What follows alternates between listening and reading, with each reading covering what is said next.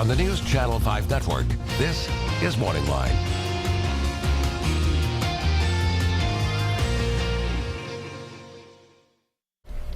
Good morning, everyone. Thanks for joining us on MorningLine. Whoa, I am Nick Barris. It is Thursday, and it's good to have you with us. We did earlier this week on Tuesday, open phones, because we had a show that we wanted to do today, which I think you're going to find very interesting, talking about spending in government. Everyone's got an idea about what money should be spent on and what it shouldn't, and that's why we get something like this every year.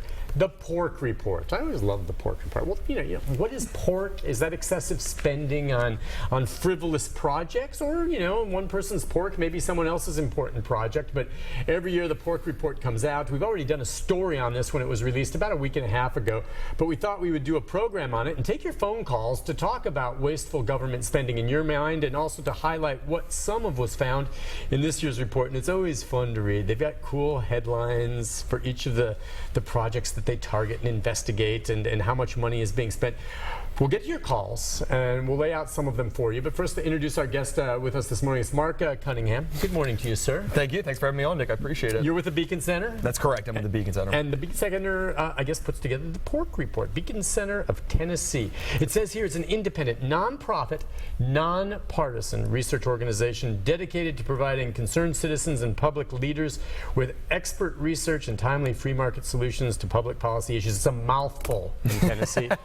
But the pork report, really at its heart, is what? Well, basically the pork report is our way of showing the taxpayers what their money's going to and how we feel like it's being wasted. So our job is to bring this attention to the taxpayers so they can say, oh, is this a good use of my money or not? Ultimately, we think all these things are a bad use of taxpayer money.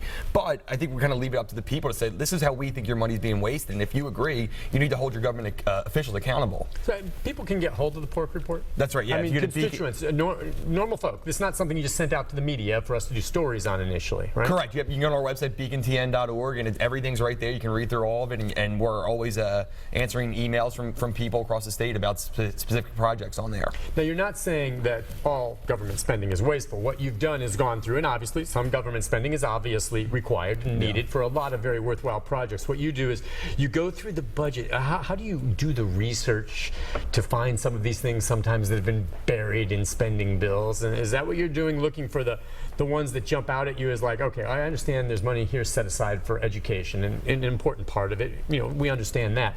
But then wait, down here we found something that's like, well, how did they sneak this in and what's this for? Yeah, that's a great question. And that is one of the major things that we do. It takes us about 4 or 5 months to get all these information for the project. And we go through budgets. We actually look at the comptroller's reports. Okay. And then we go through news media. I think actually News Channel 5 mentions one of the sources on there. So, sometimes you just get stuff that picks up on news media, whether it's wasting of money or, the TIF program in Nashville you guys did last year. Yep. Our I-team does a lot of stuff that sometimes will highlight wasteful spending. Exactly. Yeah. So it's kind of those three things, the budget, the comptroller, and then news media. And we go through that and we talk about it as a staff and pick out what we think are very clearly instances of pork. And when we say pork, again, it's not instances of any type of corruption or anything illegal. Though what we're talking about here is pork, which is where lawmakers maybe set aside spending legally through a system or a process that you deem or maybe think is like, gosh, did it really have to be spent on this? This seems a little ridiculous. Sure. So the project is waste, fraud, and abuse. So there's a little bit of fraud later on. So there could be some fraud. There is. Yeah. There's some kind of local examples later on. Okay. Because if it's criminal or there's fraud, that to me is a whole different category. Correct. If I think in most times,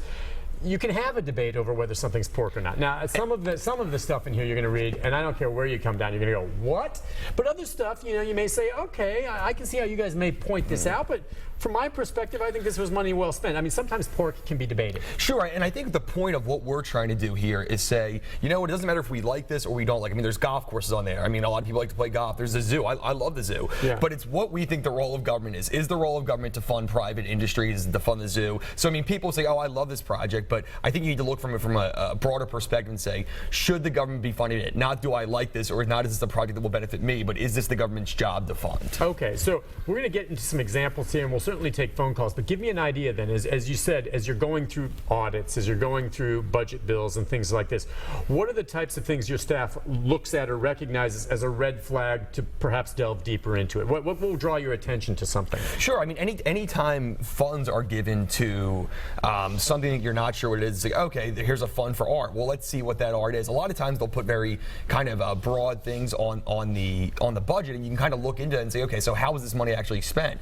And again, organizations like News Channel 5 or Tennessee Watchdog do a great job because they help us kind of find some of those examples. So when we read that, we can go and say, oh, look, they uncovered what that was spent on. So ultimately, we just kind of look at things that are a little bit more questionable. Obviously, if you say roads, schools, things like that, it's very obvious that's what the government should be spending money on. But when you see other things that kind of draw your attention, like, oh, that's interesting, $56 million at the show in Nashville. Let's take a look at that. Should that be how we spend money? Or maybe how much it is. Because, I mean, you can get into another debate about whether or not, public entities or governments should be involved in beautification, be it art projects. And that's a legitimate debate, one way or the other, when you understand maybe people need help with their businesses or education, kids don't have the proper books, and you're building, spending money to build art. We can debate that, but I think I truly see both sides of this. I think art is important. Now, on the other hand, sometimes I see things that aren't debatable, where you see some lawmaker that got budget for a road to be put in that somehow conveniently goes right by some property he owns or something. I remember something like this from a few years back. That to me is undebatable. I'm sorry, that's just lousy, and it pisses me off. Whereas, the art, I'm not saying that's not a good argument, but it's not as clear cut. Sure, and I think the idea with something like art is you can look at, even if you think that art is the job of government, you can look at, okay, how much was spent on it and was it a good investment? Is $350,000 to build this kind of statue of the Cumberland River next to the Cumberland River where you can actually see the thing? Is that a good investment? So even people who might say maybe that is the government's role can still say, I don't think that was a good investment. Yeah, okay, I understand. What, we're going to get some calls as they always come in, but do you mind giving us a couple that jumped out at you? I mean, I love your headlines on some of these, but what now that it's been out for well over a week, there's been some reaction. What do you think has caught the attention on some of these of most people? Well, so I guess our pork of the year is the one that has really been covered everywhere, which is the University of Tennessee Office for Diversity and Inclusion, which I know News Channel 5 has done stuff on in the past, but ultimately it was we gave them about $450,000 from the state budget, and what they did was they made sure that their students use gender-neutral pronouns such as zer and z instead of he and her, because that's obviously a little bit crazy to use pronouns of how somebody was born. And then the second one is they didn't want holiday parties to be Christmas parties in disguise.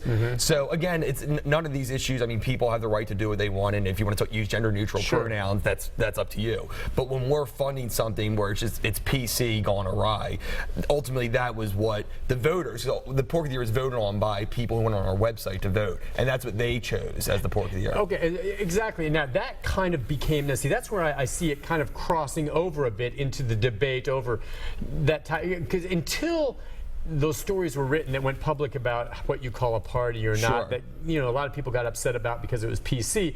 The idea of government spending to try to create diversity and equality for all, I think most people are going to say, okay, now that's a good idea. I don't know how much we spend on this or one way or the other. But then you get into the debate of how they went about doing it's that. what they did, not necessarily that they funded the office in the first place. It's the fact that we're funding the office to do all these things that most people disagree with, and it's just way, way too much. And ultimately the money was used for minority scholarships, which we would much prefer to go towards minority engineering scholars at the University of Tennessee. I see. Okay, so a different way to spend it. All right, so that was a biggie. What are some other ones? And it doesn't have to all be the pork of the year, but some of the other quirky small ones. As I said, I haven't read over the entire report. But so Nashville is actually ground zero for government waste. I mean, Nashville was the worst one. So, really? So an interesting thing, which I thought was interesting, was that basically the state of Tennessee gave $19 million to travel writers to make sure that to pay for all their experience and come to Nashville and do all these things, to make sure they had a good time when they came here. 19 million to travel writers. So these are private travel writers who make a living, and a lot of times what they do is they go around to different cities and review them. And we gave them $19 million just to come to our city. I see that. Okay, and I've turned to that one. Be our guest to write about being our guest. Southerners have a reputation for hospitality.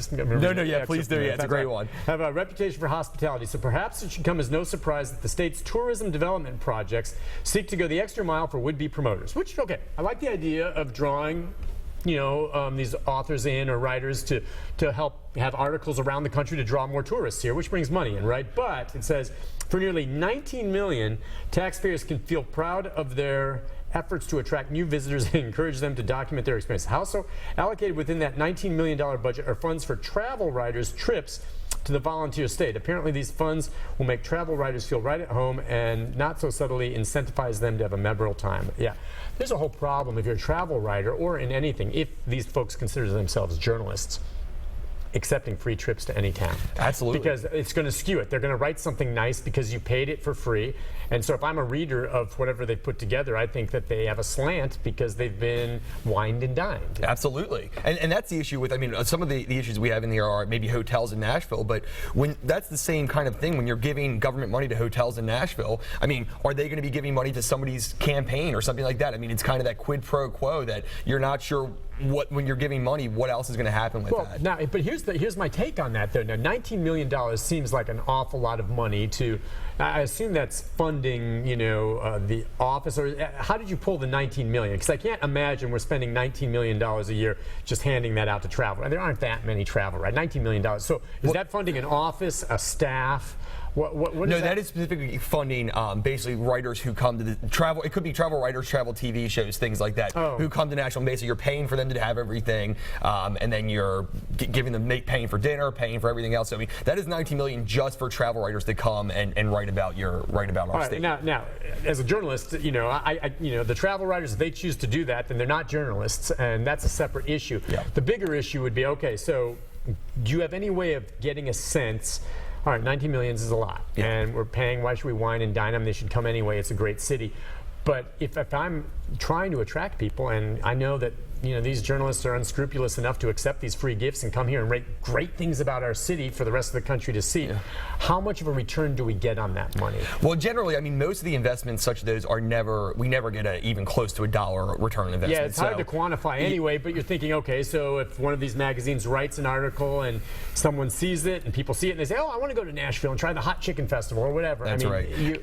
And the point of it's not quantifiable for that is a great reason why they say, oh, we should do it. You can't prove that it's not working. And that's kind of the government's thing. It's because you can't say it's not having a good return on investment. And we'll say, look how many people came to Nashville, and we'll say that's directly a response to this article, which is garbage. I mean, that's what the government does. Okay. They make up things and they say, but there's no way to quantify that it's a waste of money, I guess. So that's their excuse to say, well, yeah, we can't prove that it's a good use, but you can't prove it's a waste. So we're going to keep doing it. As we go to the break, in general, with an example like that or others, why then, what truly is the motivation behind something like this? If, like you said, that attitude is you can't quantify it. This is the reason. Why are they doing that? Why would the government be? I mean, are these just people here that are trying just to line their own pockets, figure, well, this creates a job for us, so we'll just keep doing this? Or do they truly believe in it and they're misguided? Why do you think that money has been appropriated by lawmakers? So I do think that a lot of lawmakers are just misguided. And I think it's one of those things that they say, you know what, it will help our state a little bit. It's not my money I'm spending. So let's just go ahead and do it without really thinking. Because I don't think they're just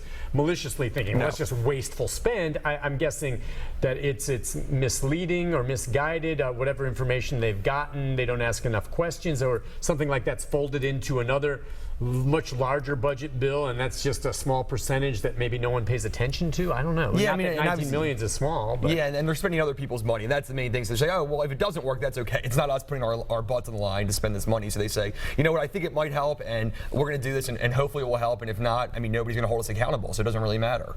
Because, I mean, they don't really have any accountability structure, and that's the issue. And that's one of the reasons we bring this pork report out, because we need to at least show the taxpayers what their money's being spent on and let them decide whether they think that's a good use of money or not.